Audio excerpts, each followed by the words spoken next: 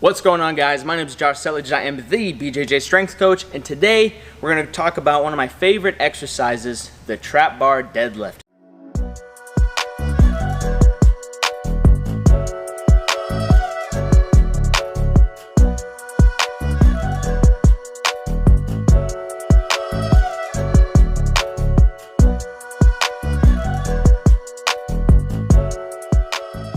We have the glorious and beautiful Kabuki trap bar here.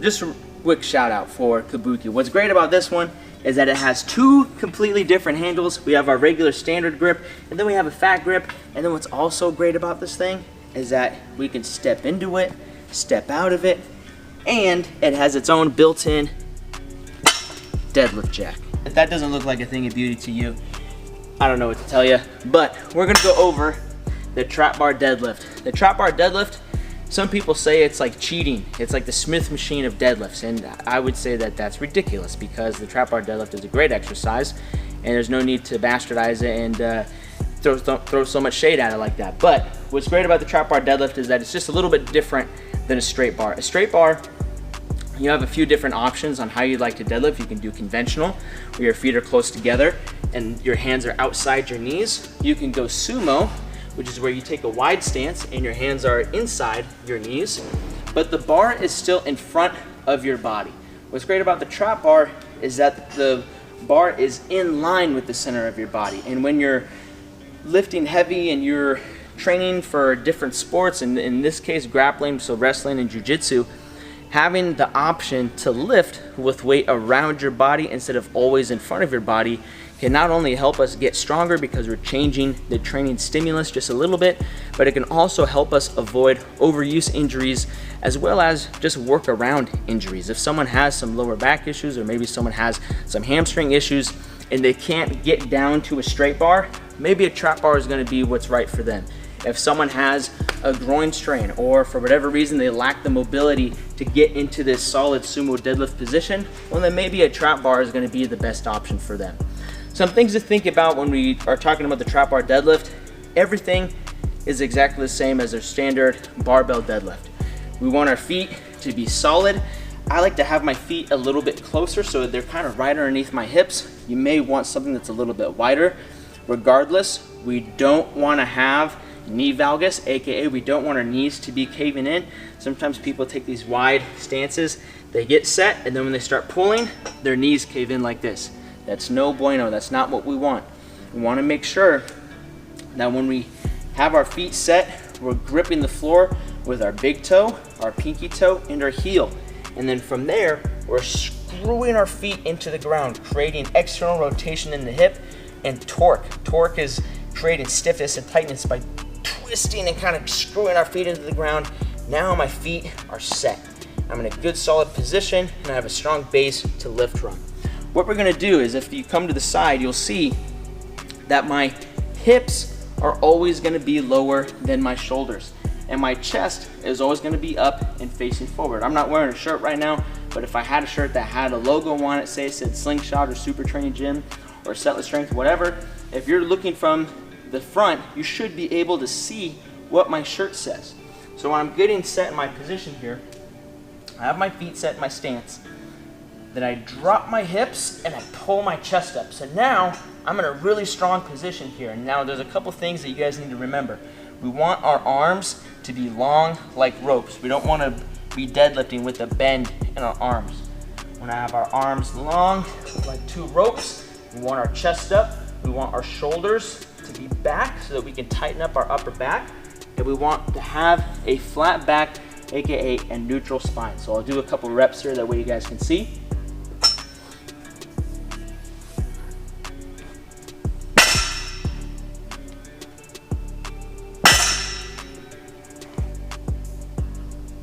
You'll notice that I'm moving straight up in a straight line, almost like there's a string on the top of my head and someone is pulling it straight up.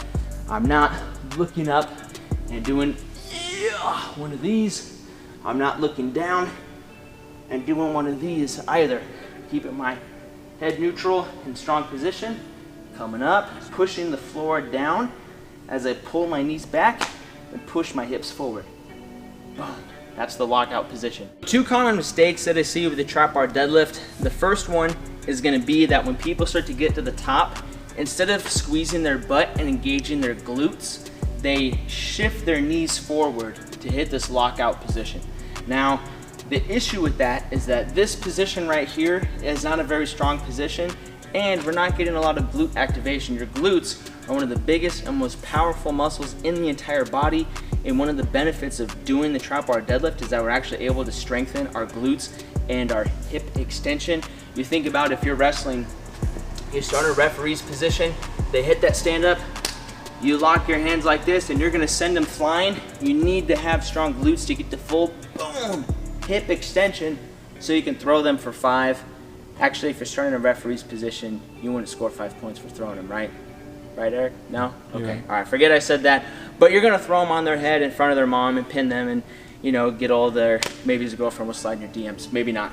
But you wanna have full hip extension. If we're missing hip extension in this position, we're leaking benefits and positive gain from doing this exercise in the first place. So I'm gonna show you guys 2 reps of what you don't wanna do, and I'll show you 2 reps of what you do wanna do.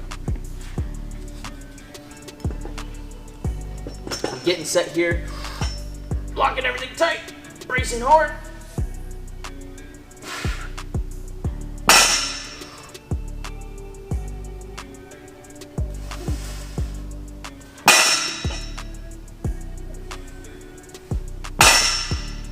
So those are 2 reps of what you don't want to do. Even just showing you what you don't want to do, it feels terrible. It feels like trash. I feel like I'm not even that strong. So one thing that'll help, one thing that you can think about is as you're pulling off the floor, is to think about pushing your knees back and throwing your hips forward. Now, I guess I should say when we're throwing our hips forward, that doesn't mean that we're arching really hard like that. We're just throwing our knees back, boom, and slamming our hips forward. Think about, as crude as it is, think about pinching a penny between your butt cheeks. Think about, never mind, forget it. I'm not gonna say that. So we're getting set here, locking everything in tight, coming up, whoosh. If you look at this finished position, my ankles are underneath my knees are underneath my hips are underneath my shoulders.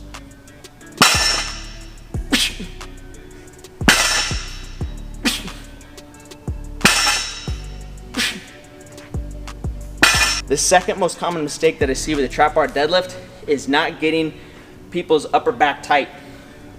A lot of times people get set here, they're like wiggling themselves into position, and then they start pulling like this.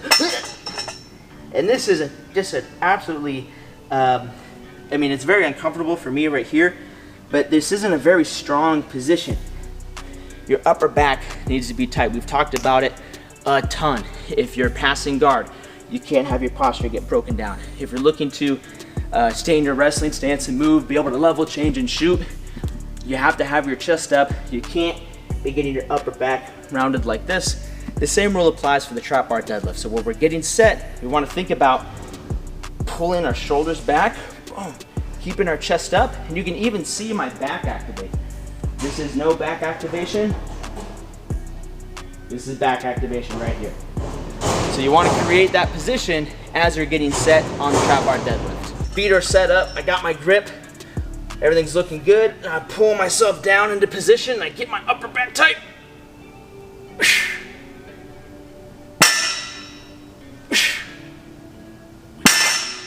Just like that. Thank you guys so much for watching. My name is Josh Settlage. You can follow me on Instagram and TikTok at Joshua Settlage. Be sure to like, comment, and subscribe on this video. Turn on that notification bell, all that other good stuff. If you guys are interested in downloading my free 4-week strength program that's gonna help you build strength, be more explosive on the mat so you can start winning more matches and getting injured less, just click the link in the description below, and I'll catch you guys later. Peace.